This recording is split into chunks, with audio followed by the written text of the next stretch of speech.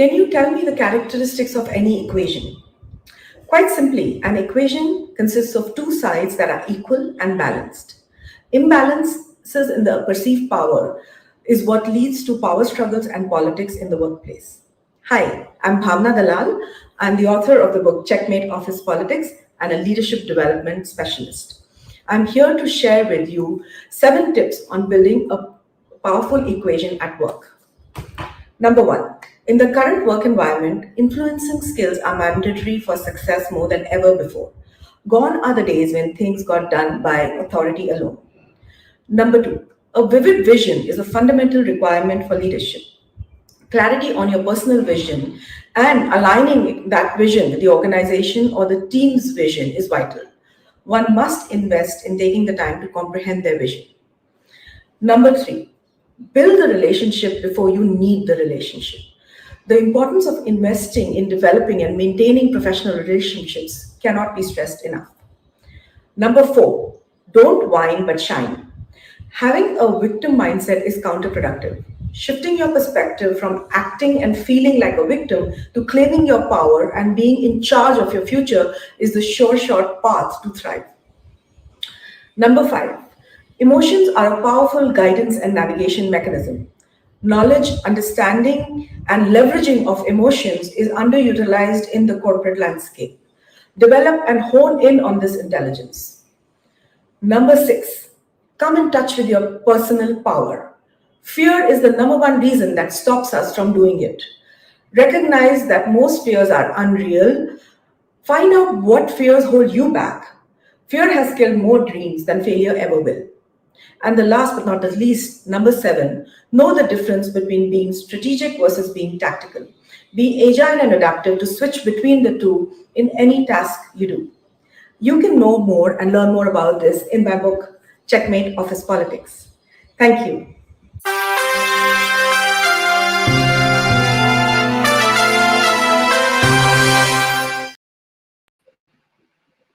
Good afternoon and welcome back to Studio 2.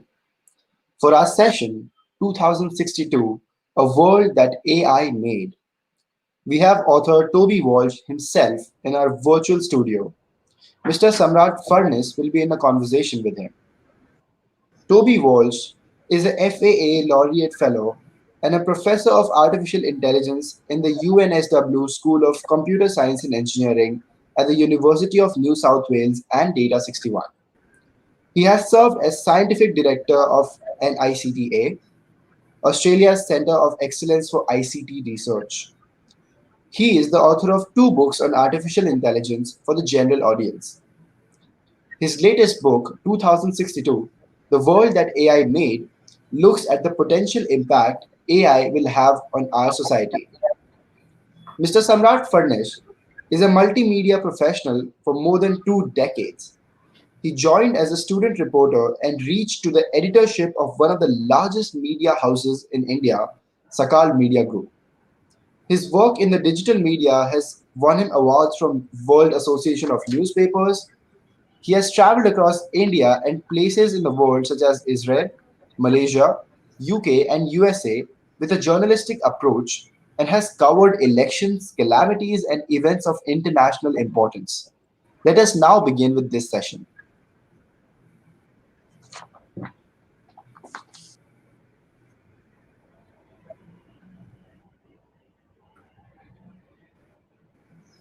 Hi, Samrat. Thank you, PLF organizers. Especially thanks for the wonderful introduction that will save my time and we can ask more questions to esteemed writer Mr. Toby Walsh. Mr. Walsh, I welcome you to PILF. To begin with, I would like to know more about AI. For the past 10 years, we all are talking about the word artificial intelligence. We are talking about how the world will change. The discussion is intensified in last 5 years. And now we are saying that every sector of human life will be impacted due to AI. Whether it is impacted or affected, that will be a debatable issue. At one side, the world is seeing AI as a magic band that will solve all our problems. At the same time, we are worried that AI will steal our jobs and livelihood. It will impact, affect health, education, all sectors. So, To begin with, my first questions to you, Mr. Walsh, is what is AI exactly, and why you choose 2060 as the title for your recent book? Why not 2050 or 2100? Is it a specific year in your mind, or something is going to happen specifically on that year, Mr. Walsh? Well, thank you very much, and that's a great place to start the conversation with. Just as background, I've spent my whole life working on artificial intelligence. Ever since I was a young boy, I read too much science fiction as a young lad, authors like Isaac Asimov and Arthur C. Clarke, and read about a future full of intelligent machines, robots, and the like, and realized that I could be someone who could try and build that future, a future full of artificial intelligence. It's very hard to define what artificial intelligence is. Um, we don't have a particularly good definition, despite the fact that we've been working on the topic for more than 50 years. I always joke it's all the things we can't yet get a computer to do, a bit of a moving target. But broadly speaking, it's trying to get computers to do things that when humans do them, we say that they require intelligence. So that's about perceiving the world, seeing the world, hearing the world, um, understanding that world, understanding spoken language, understanding written language, then reasoning about that world, making decisions, making plans in that world, and then acting in that world, acting upon those plans that we make. And so one reason why it's difficult to define is that actually artificial intelligence is already in many parts of our lives. It's a hidden, unseen part of many of our lives. Every time that you ask Siri a question or Cortana a question, every time that you get Google Translate to translate something, every time that you get a book recommendation from Amazon or some other website, that's some little art of intelligence. That's something that requires human intelligence to do, to be able to understand spoken language, translate between a pair of programming spoken languages. Those are all things that require intelligence. They're all the limited forms of intelligence that we can build in machines today. So then that comes to the second part of your question. Why is my latest book called 2062? Why is it not called 2052 or 2072? And there are two answers to that question. One is a technical answer, which is I surveyed 300 of my colleagues, other experts in AI around the planet, and I asked them, when would machines finally match humans in their intelligence? And the average answer they came up with is 2062. Now, I should point out there was huge variability in their answers. It's not going to happen on the 12th of December at 1 p.m. in 2062. We don't know with that sort of accuracy when it's going to happen. But I think what's interesting about the answer is that none of them said it was going to take 5 or 10 years.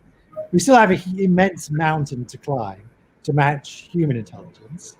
At the same time, very few of them said it was going to take more than 100 years. It's going to happen sometime in the next likely 50 or 100 years, sometime in the lifetime of our children, and if we're lucky, in our lifetimes. And that's going to profoundly change the planet, as you hinted at in the introduction.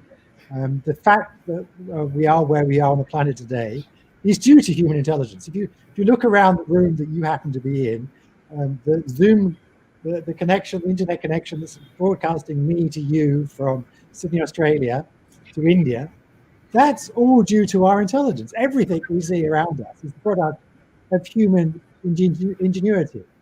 And so it's going to be quite profound when we have perhaps a greater intelligence of the planet. I have every presumption that it will be a greater intelligence, human intelligence. Human intelligence is just a happenstance, it's a happy place that we happen to have got to be. And there's no reason to suppose, it would be terribly conceited to suppose, that we were as intelligent as you possibly could be. And already the indications are that we're not as intelligent as you could possibly be. The limited intelligence, the limited AI that we can build today, that can play chess, or that can read X-rays, or that can translate from Mandarin into English. Those limited intelligence all do those tasks at superhuman level. And so I fully expect that the intelligence we build in machines will ultimately be superior to human intelligence. It has many reasons why it will be. It will be faster, it will be quicker, it will have more memory, it won't forget things like humans do. There's many reasons to suppose that it will be better than human intelligence.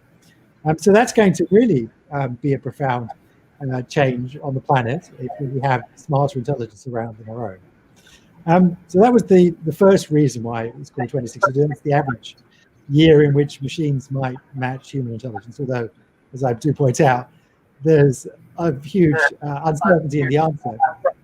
But there's a second, more personal reason why 2062 is the title of the book. And that's a rather subconscious, I discovered, reason.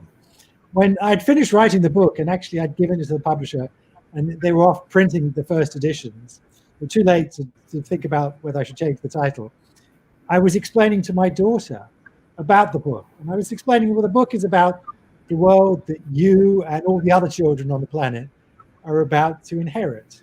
My daughter at the time, she was 8, and I explained, the book talks about all the ways our work, our lives, our politics, our loves, and all those things that will change once we are no longer the smartest things on the planet. And then I did the maths, and by a remarkable coincidence, in 2062, she will be my age to the year precisely. So it's very much the world that our children will inherit. Very interesting answer. I thank you very much to start with a very elaborate and nice, informative answer. Sir, my next question is, what is AI?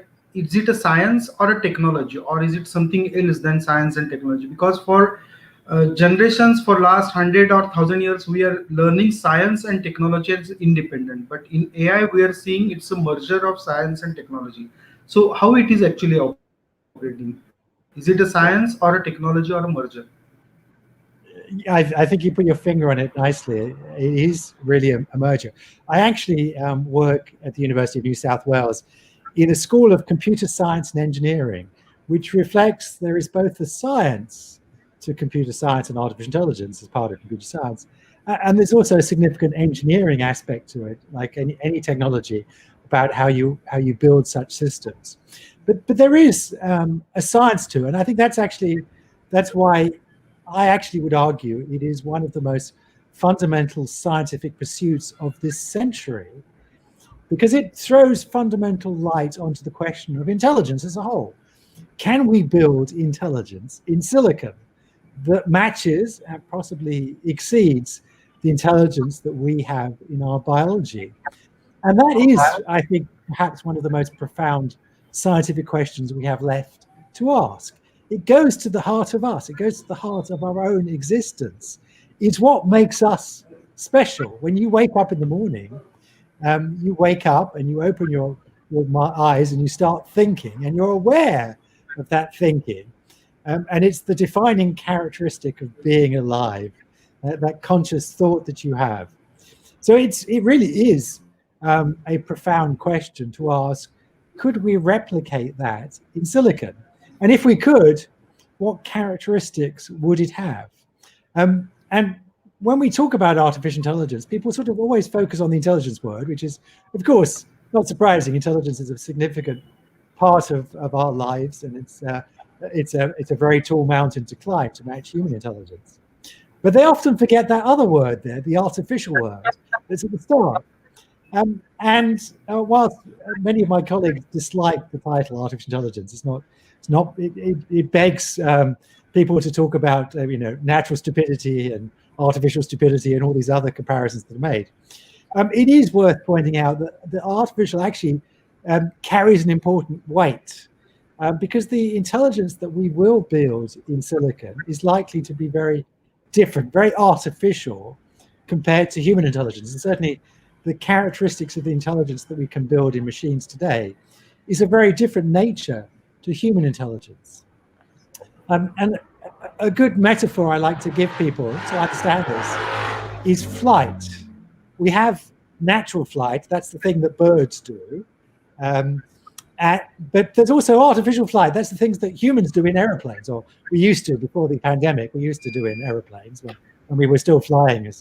And it's worth pointing out that both of those obey the same fundamental laws. It's the same Napier-Stokes of hydrodynamics that governs the motions of birds and of aeroplanes, those same differential equations that both are obeying. But when we think about it at an engineering level, we came at flight, artificial flight, in a very different way than nature came at natural flight. We don't sit at the end of the runway flapping our wings and have feathers. We have a fixed wing with a large jet engine, which turns out, interestingly enough, to be, from an engineering perspective, a far more efficient, far more effective solution to the problem of flight than nature ever came up with. We fly further, faster, cheaper, more economically than nature ever did. And so, whilst there's the same fundamental science underneath, the Napier-Stokes equation that we had to discover, it is a different engineering solution. And that's, I think, a good metaphor for artificial intelligence, that whilst we will discover the same fundamental laws around intelligence, the intelligence that we build in machines may have a very different characteristics. And that's already what we're beginning to see, and already worth taking into note, because the intelligence that we see in machines will have a different flavor, different characteristics, will break in different ways than human intelligence, and that's worth respecting. And there's plentiful stories in the book about the problems that have already befallen AI, where we've assumed it's going to be like human intelligence, and it turned out to be quite different. So it may sound a very basic question, but human intelligence is being developed for last, say, 50,000 years. So is it possible, or have we judged what human intelligence is, so that we can transform the human intelligence to the machine? But have we defined what human intelligence is? Have we reached that optimum level of human intelligence tangible? No, we haven't. I mean, intelligence is very poorly defined. I mean, people sometimes say intelligence is what IQ tests measure, and that's a bit of a joke, really. IQ tests measure your ability to do IQ tests, and there's plentiful evidence that there are lots of cultural biases within IQ tests. There isn't a single defining scale of intelligence. We can't rank everyone according to one measure of intelligence. Intelligence is a very multi-dimensional thing, and there's many different aspects of intelligence. We talk about emotional intelligence and social intelligence, and it's certainly true that we've made very limited progress in giving machines any emotional intelligence or social intelligence, and that's a very critical component to our lives. And so it's an interesting question whether we'll have to build emotional intelligence into AI, or whether it will be a purely rational intelligence. I like to make the comparison there with Spock in Star Trek. Will it be a very rational sort of intelligence, very precise, calculating form of intelligence that lacks human emotions? And it throws to light really important questions. I mean, will we build machines with emotions? If we are to make them intelligent, will it be important they have emotions? Well, of course, it's going to be important they understand our emotions, because they're going to be interacting with us, spending a lot of time interacting with us, and it's therefore important understanding our emotions, that the machines are going to understand, well, Toby, you seem to be getting a little angry, a little excited here. I'd better be more careful with the way I speak about these topics. Whether they'll have to have their own emotions. Clearly, emotions are a really significant part of our lives. We have very rich emotional lives. We invest a lot of our energy in our emotions. Evolution has equipped us with those emotions, it seems, for a very strong purpose. And there are lots of ideas as to why we have emotions. They are perhaps a helpful shortcut to making decisions. When we get frightened, that's a useful shortcut for us to react appropriately. And nature has equipped us with that survival instinct that fear and fright gives us. So maybe we do want to equip machines with similar emotions, so they have similar shortcuts. It certainly, emotions are a very significant aspect of our lives, allow us to shortcut many decisions. So maybe we will want to give those emotions to machines. I mean, for example, pain is something that's a really important part of our lives. It saves us from hurting ourselves. We withdraw our arm from the flame because of the pain. That saves us from harming ourselves. Maybe we want to give smart robots, the same ability to experience pain, so that they save themselves from also coming to harm. But of course, that raises some interesting some really deep philosophical, profound questions that I talk about in the book, which is, if the machines can experience pain, do we have to give them rights? Do we have to worry about their experiencing of pain? That's certainly the case of all other sentient, conscious creatures. Those that experience pain, we tend to rightly give rights to because we worry about their suffering. And so if machines are given pain, if they're conscious and aware and able to experience things like pain, then perhaps we should start thinking about whether they deserve rights. Should we be allowed to turn them off? Should we worry about their experiences of pain because of the suffering that's associated with that? So these are all interesting, important questions that we need to think about in the next 40 or 50 years before we do have superhuman intelligence in our lives that may have that.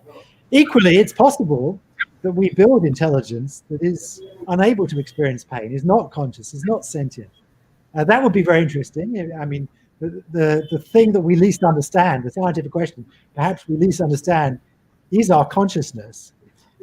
We're aware of our existence when we wake up in the morning, and we become conscious, but we really don't understand very well what that is.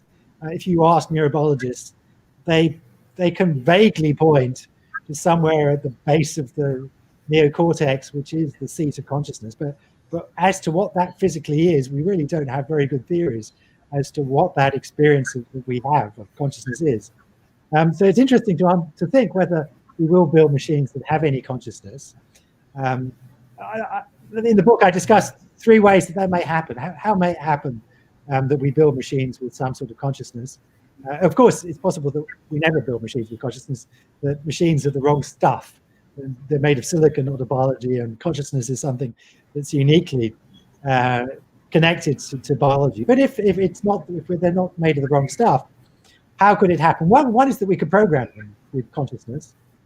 That's pretty hard because, as you hinted at in the question, we don't really understand what it is. So it's very hard to program something that we don't actually understand what it is. The second way that we might come to conscious machines is that it might be an emergent phenomenon. It certainly it's connected with the complexity of the brain. We can certainly look around the animal kingdom, and the more complex the brains that we've seen, the more conscious they appear to be. We have one of the most complex brains, and we appear to be one of the most conscious living beings. So maybe when we build complex enough machines, they will spontaneously become, as an emergent phenomenon, consciousness. And the third way is that it may be something that they learn. When we're born, we're not very conscious, we're not very aware of our existence. It's something that becomes more apparent as we become older. There's that wonderful moment when your baby discovers that they have toes and that they're their toes, not anyone else's toes, and they obviously become aware of their extremities. So maybe consciousness is something also that we can learn, and we're teaching machines to learn other things. So maybe it's something that the machine might learn to have. So there are 3 possible routes that we might come to machines that are conscious and have emotions. Or, as I say, it might be possible that they never become conscious and have emotions. And that would be a lucky break for us, because if the machines never become conscious, then we won't have to worry about them. We won't have to worry that we get them to do all the dirty, dull, difficult things in our lives. They'll be our servants, and we can treat them as such.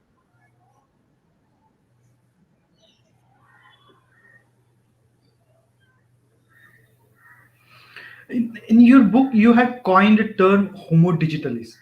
So that is a very interesting term that is being circulated on social media as well. So what these terms mean? Because we know Homo sapiens, we know prior to that we treat ourselves as a Homo sapien, but now Homo Digitalis. So what is it exactly? That's a great question, and I deliberately don't define it very well, in part because I'm not sure that we know the answer yet. And secondly, I think the ambiguity in the way I discuss it is actually central to what it is. It's our next step in evolution. We are, of course, continuing to evolve. We are Homo sapiens, the smart species. That's, of course, rather conceited. We came up with the name ourselves, but it is correct. It does reflect the fact that we were the smartest branch of the monkey cat family that evolved, and that got us to where we are today. But whilst we, as I discuss in the book, we evolved and replaced Neanderthal man, Homo neanderthalis. Homo sapiens was only one step on evolution's long and continuing path. And what's interesting is that perhaps we are the first species that gets to actually identify that we are not the final place in evolution, that we will continue to evolve, and that our evolution will take us to a place where our thought is increasingly digital and our experiences are increasingly digital. And that's already happening. We're already starting to live increasingly digital lives. Indeed, this literary festival that I'm joining you at is a purely digital experience. None of us are physically experiencing each other. We're all enjoying each other's digital experiences. And so increasingly our lives are going to be taking place in the digital space, in the digital sphere. And increasingly thought is going to be digital thought. And it's not going to be just humans that are thinking in that digital space. It's going to be artificial intelligence that's thinking in that digital space. And it's going to be increasingly blurred as to whether you're interacting with real humans or digital humans. And indeed, I could already build a bot that would look like and sound like and speak like me. And actually, I could get it to attend this literary festival in my place, and I could train it to say many of these things, and you wouldn't know that it wasn't me, but it was actually a digital version of me. So increasingly, we will be outsourcing the things that we do to our digital twins, and increasingly we'll be interacting with these digital twins and not knowing who is who and what is real, what is artificial, what is digital, what is human. And so our existence is going to be increasingly a blurred one, and it's going to be increasingly hard to know what is real, what is digital, what is human thought, what is artificial thought. What I hope is that it's going to not just replace us, but ultimately augment us. And that AI is going to stop meaning artificial intelligence and start meaning augmented intelligence. It's going to be like every other tool that we've ever invented, one that's allowed us to extend ourselves. We've invented machines that allow us to travel faster and higher than humans can go. Well, we're inventing a machine, a computer, that can hopefully extend our intelligence, our creativity, and can take over all the dull, mundane things in our lives and leave us the time and the space to focus on the important things. So, as a human, we have different kind of senses, right? So I can be happy, I can be angry. Some things may made me depressed, or something. Few things made me uh, uh, very say affectionate for somebody. So, is it possible for AI to transform these kind of human consciousness or human senses into the artificial intelligence? Well, of course, we know the answer to that scientifically today already, which is obviously no. They're not going to have those same emotional responses that you have, because we know there's a significant chemical component to that, and we can alter that chemistry.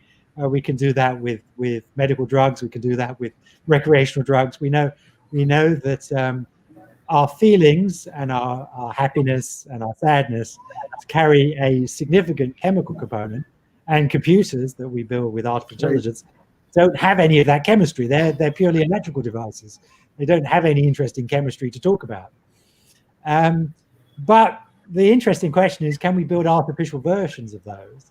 Can we put in an artificial dial in our computer that says its happiness is at 86, its happiness is at 99, and will that carry the same meaning and same weight as the chemical versions that we have?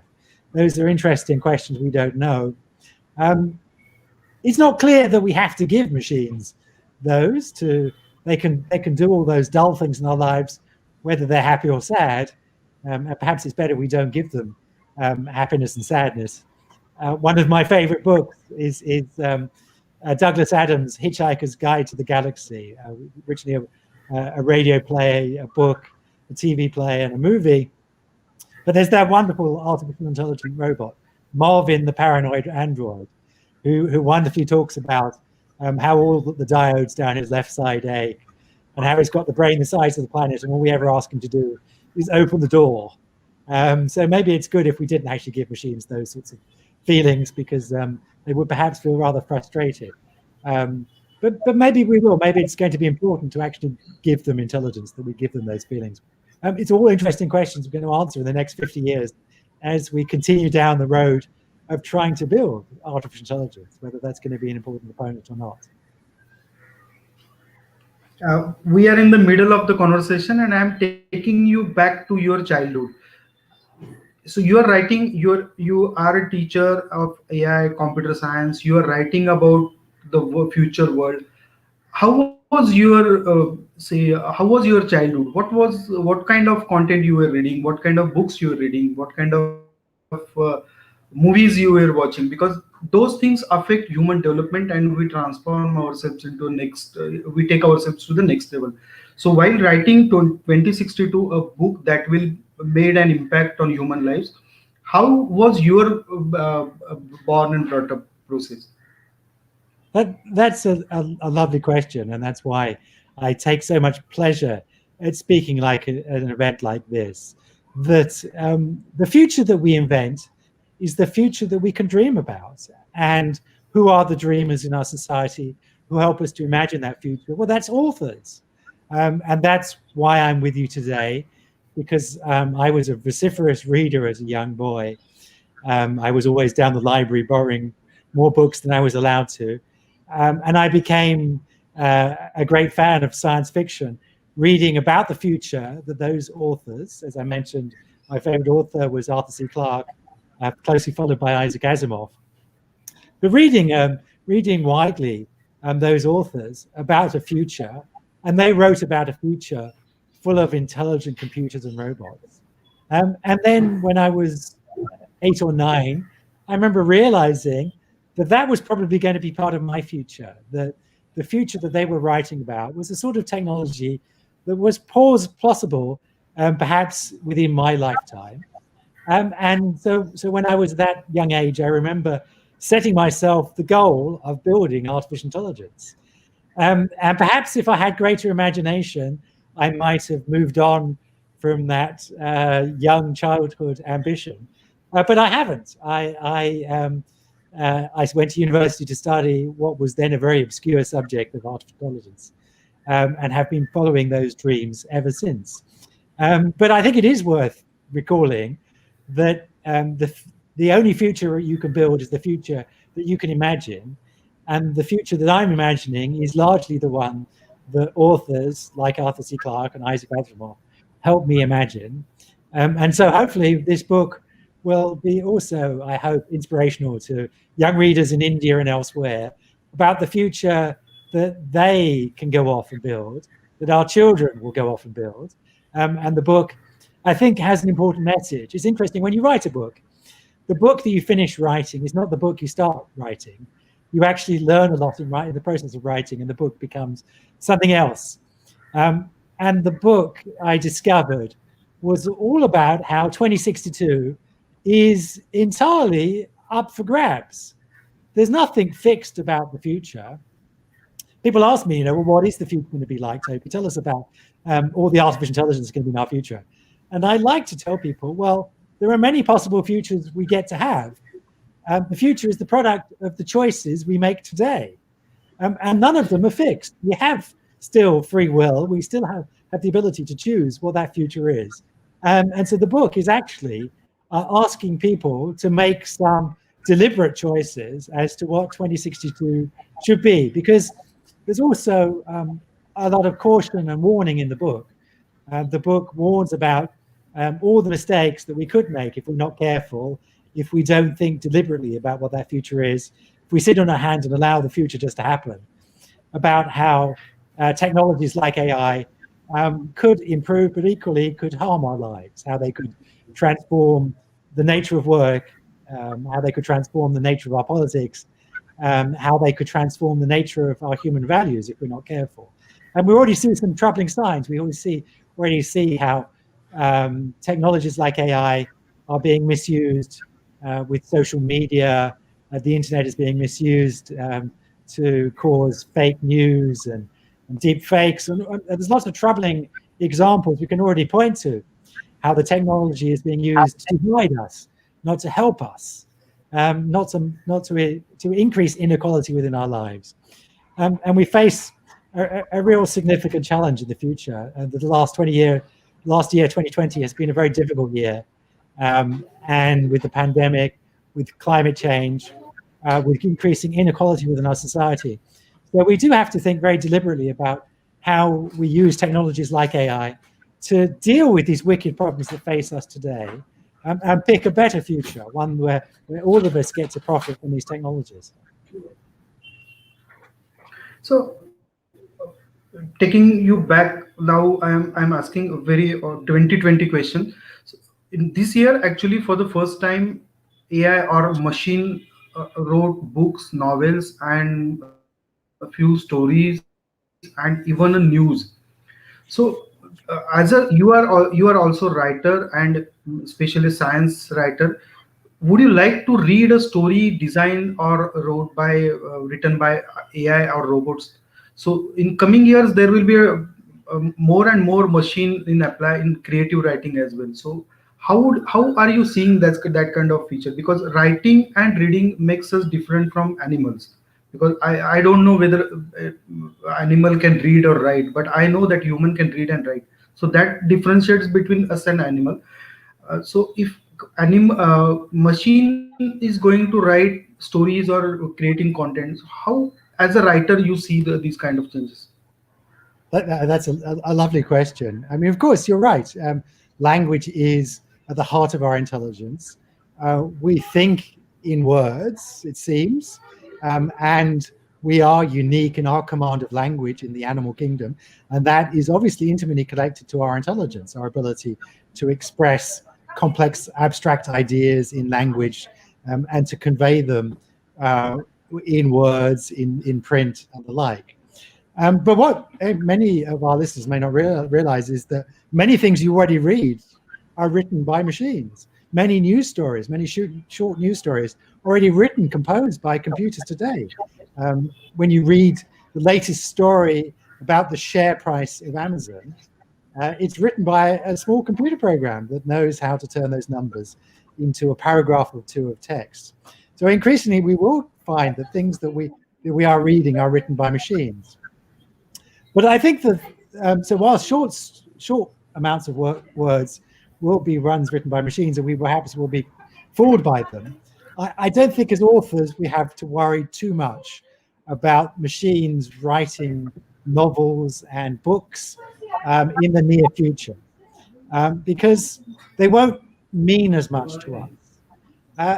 A robot might in the future be able to write a passable novel, maybe even a bestseller that you might pick up at the airport, but it won't really understand the world like we do understand the world. It won't understand about falling in love because it will never fall in love. It won't understand about losing a loved one because it will never lose a loved one. It will never understand um, about dying because it will never die.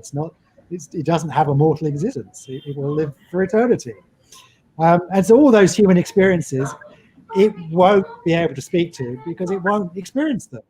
And so whilst AIs might be able to write novels in the future, I don't think they will mean as much to us as the books that human authors write, because human authors can relate to us and they will be meaning to us because we share those existences, we share those loves, those losses, that mortality, all those very human experiences. And so that's going to continue to be a really important part of our human existence, is the stories that we tell each other.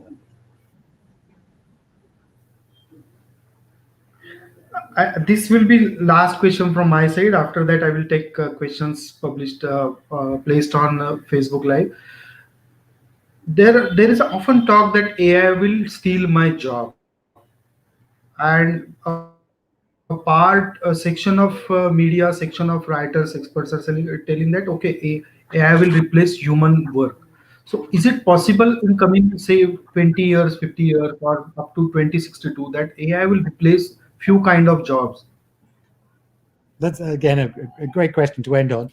And one of the chapters of the book is entitled "The End of Work." It does discuss this topic. There's lots of predictions being made by lots of experts, economists, experts like myself, that a significant number of jobs are at risk.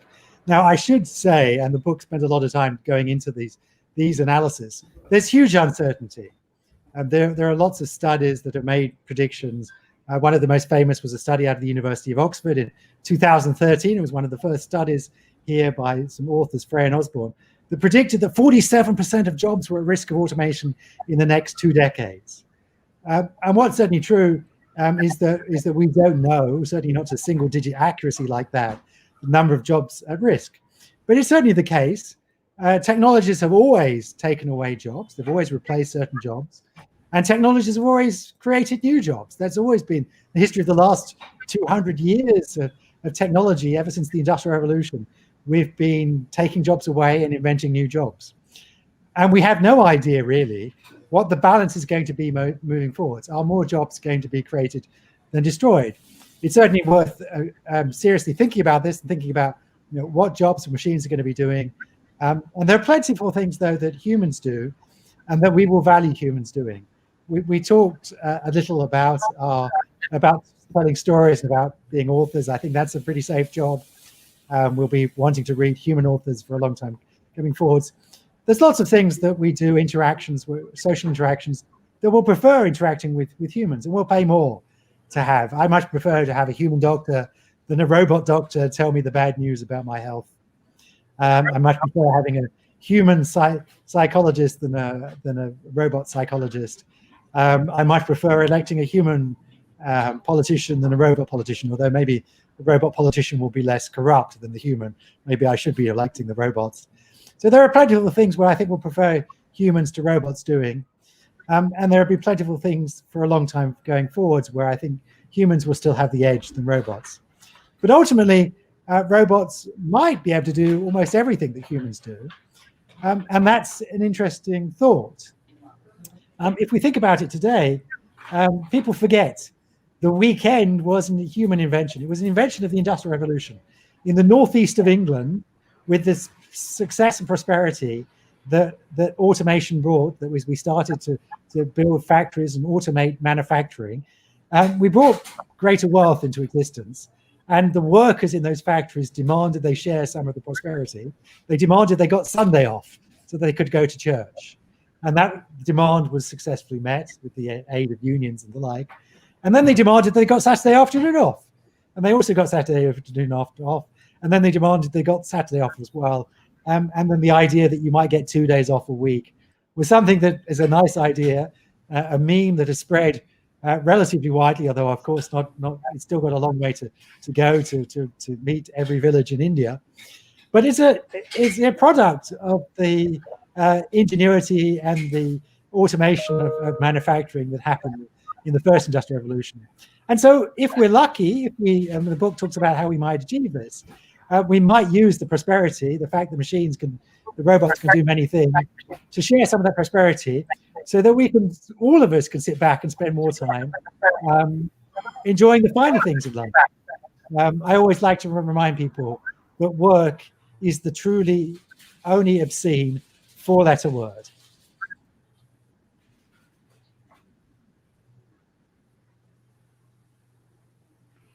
So before ending, this actually this conversation gives me an opportunity to ask you a couple of questions. Those were published online. Do you think that adding or giving emotions to any machine is advisable? That is question posted on Facebook Live by Mr. Raju Prabhu. Well, thank you for that great question. I think there are strong arguments that perhaps we shouldn't.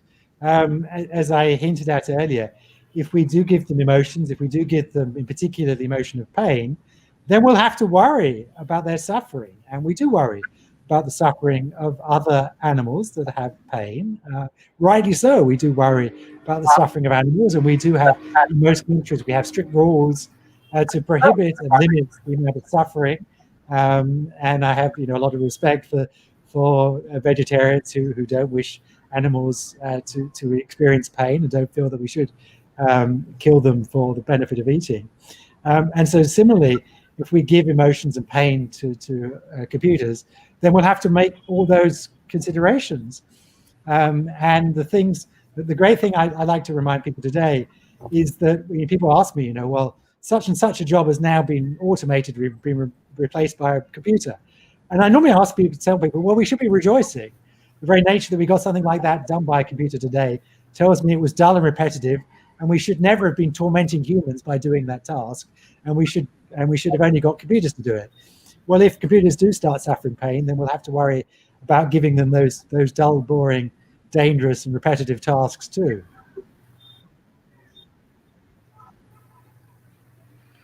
There is another question. What are the challenges you face to convince the world about the concept of AI? It's been posted by Sonia ji. That's a great question. The interesting part about that question is that it's changed so dramatically in the last half a dozen years. As I said at the start, I've been thinking and dreaming about building artificial intelligence now ever since I was a young boy for the best part now of 40, nearly 50 years, dreaming about the building artificial intelligence. And for most of those 40 odd years, very few people have really cared, and rightly so. It has been the stuff of, till now, of science fiction. But in the last half a dozen years, artificial intelligence has been reaching some sort of maturity, has been starting to take part in our lives. And so people are waking up to the idea.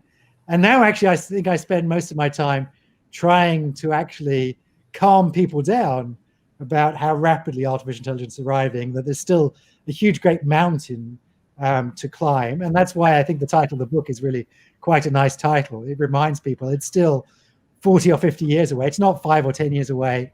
We still have a lot to do. The intelligence that we can build in machines today is still very modestly intelligent. And actually, that's really the problem today, that people are giving responsibility to stupid AI. It's not incredibly smart. It's actually quite stupid today, but yet people are giving it responsibility. So I do like to actually try and spend most of my time telling people what you see in Hollywood, in movies, is largely still fictional, and there's still a long way to go. And the intelligence that we can build in machines is still very modest. But nevertheless, we can build useful, modest intelligence in machines today. And that's already taking on significant decisions in our lives, taking over many mundane parts of our lives. And that is going to be very profound. There is another question posted by Mr. Samrat Kadam. Will quantum computing increase the spread of research in AI? What do you think about it? Thank you, Samrat. That's a very technically switched on question. Quantum computing is coming quite soon. I have colleagues at my university and at universities around the world that are beginning to build quantum computers. And we have actually in 2020, one of the good news stories, there are a few good news stories in 2020, but one of the good news stories in 2020 was that we achieved quantum supremacy for the first time. We actually got a quantum algorithm to do something faster than we could do with a classical computer. And quantum computing does offer us a possibility to have much faster computers, an exponential increase indeed in the speed of computing. And that's going to be useful. It's going to be useful, especially as Moore's law, the doubling in computing power in classical computing has officially ended, because computers now are getting down to the quantum level. The architecture of machines is now at the level of quantum. We can't shrink them much further. So quantum computers are coming along just at the right time to deal with the fact that we can't keep shrinking computers any further. But it's not going to be the secret to artificial intelligence. It's going to be helpful. Having faster computers has always been very helpful. But the metaphor I like to give people is the faster thinking dog. Now, if we had some magic and we could get our household dog and we had a little dial and we could turn up the speed of the dial, we could get our dog to think twice as fast or 10 times as fast, it would still think like a dog. It would still think doggy thoughts and chase after cats and birds. It's not going to go off and write the words of Shakespeare or invent physics to rival Einstein's theory of general relativity.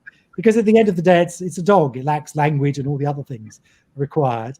And the fact that we had a magic device that could make that dog think faster isn't going to help. So equally, having a magic device, quantum computing, that allows us to think faster, isn't going to be enough on its own to build artificial intelligence.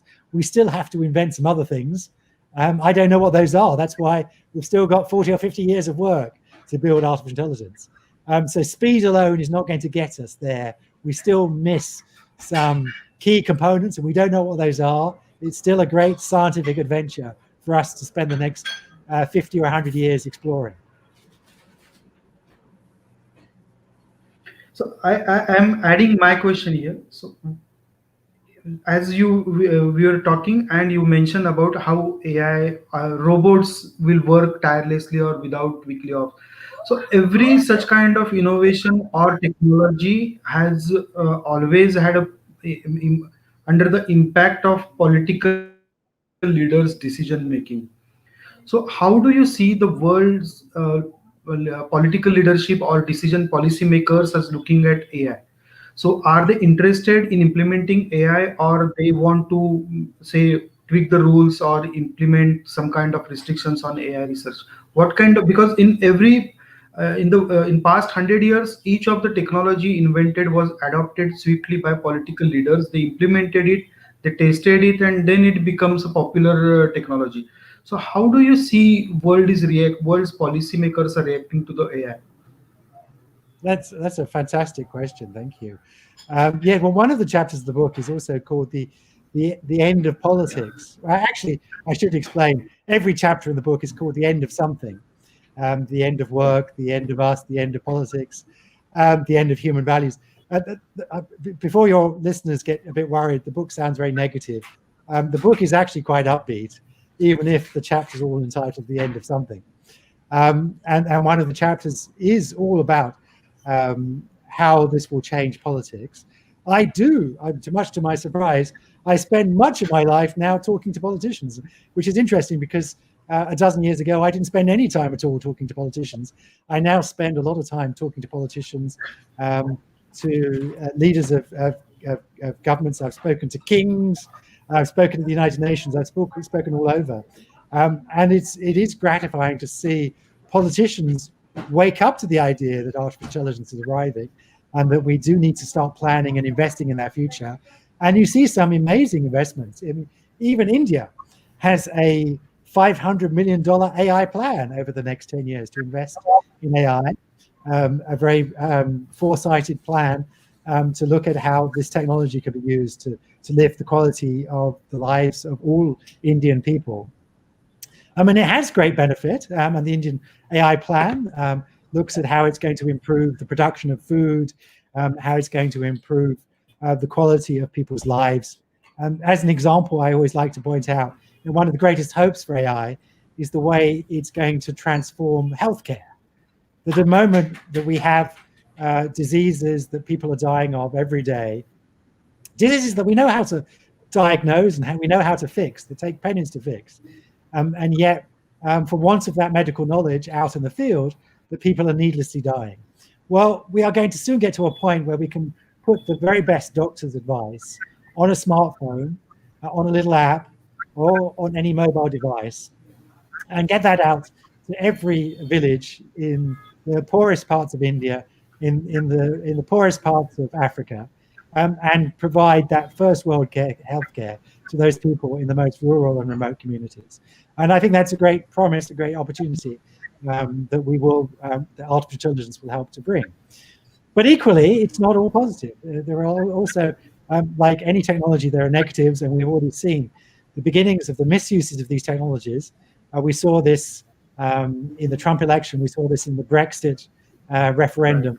We saw how these technologies were used to sway the way that people vote, to manipulate people's votes. We see Deep fakes, how we can synthesize fake video. There was an Indian politician recently who was interestingly using deep fakes so he could speak in every different language. Well, we have the possibility now that we can build algorithms that can manipulate what we hear and what we see, and that can change how we vote. And that is a very powerful thing to worry about. And so I spend also a lot of time warning politicians about how we also need to be very careful about how these technologies are being weaponized. There are people on the extreme right and the extreme left who are trying to pervert the course of our democracies, pervert our democratic choices. And these are very powerful technologies to do that, and very powerful technologies to surveil populations, to suppress populations. And so we do have to be very careful about the misuses as well as the positive uses of these technologies. And the book spends a lot of time talking about the risks and the challenges, and how ultimately we need to think about these things. I should say, people ask me, am I optimistic or am I pessimistic? Because there are immense goods and immense bads that I do talk about.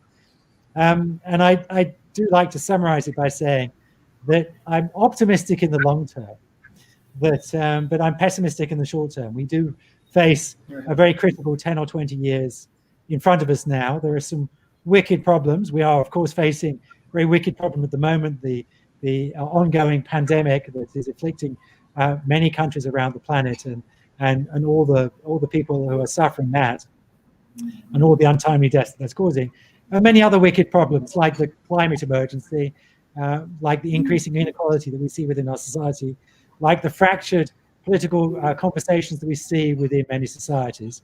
So we face some very wicked problems, and it's going to clearly be a very tough 10 or 20 years as we go through this transition. But I am optimistic that if we embrace these technologies, that we will get to a point that we live better quality lives. The only reason that we live better quality lives than our grandparents is because we embrace technology and all the benefits, the vaccines that are going to save us from the COVID-19 virus, courtesy of science and technology. Equally, we need to embrace technologies like AI if we are going to tackle some of these other wicked problems, like the climate emergency, like the increasing inequality within our society, like the increasing number of mouths that we need to feed. These are solutions which don't have just political solutions. They need technological solutions as well as political solutions. And we are going to have to embrace the technologies that will help us deal with using the planet in a more sustainable, kinder, gentler way.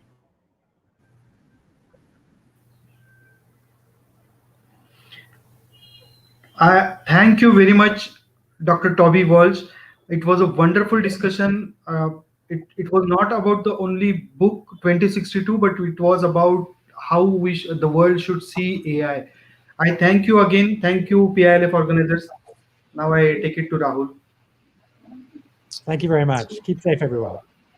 Thank you so much for a very informative and insightful session. Next up, after a short break, we have our session on mental health for suicide prevention. Join us for the same at 2 p.m.